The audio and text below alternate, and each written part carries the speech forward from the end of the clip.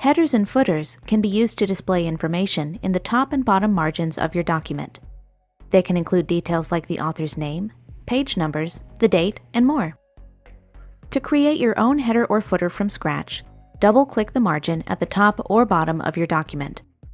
This will unlock the header or footer area so you can add whatever information you want.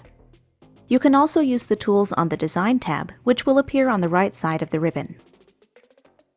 When you're done, you can close the header or footer using the button here or by pressing Escape on your keyboard. If you don't have a lot of experience with headers and footers, you might want to start with a built-in preset instead. Preset headers and footers give you several different designs to choose from, so they're a great choice for any document. To add a preset header or footer, go to the Insert tab, then click the command you want. In this example, we're going to add a header. You can choose one of the simpler options at the top, or go ahead and scroll down for something more unique.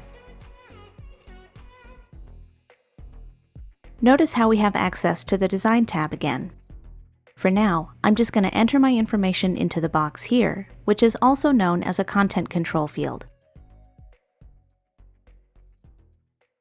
If we close the header, we can see what it looks like compared to the rest of the document.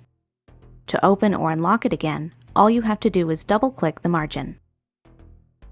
I forgot that I wanted to include the date, maybe right here below the document title. To add this to your document, just click Date and Time on the Design tab, then choose how you want the date to appear. If you want the date to be updated every time you open the document, check the box next to Update Automatically. This is good if you want to show the date the document was printed instead of the date it was created. Otherwise, leave this box unchecked, and it will remain at today's date.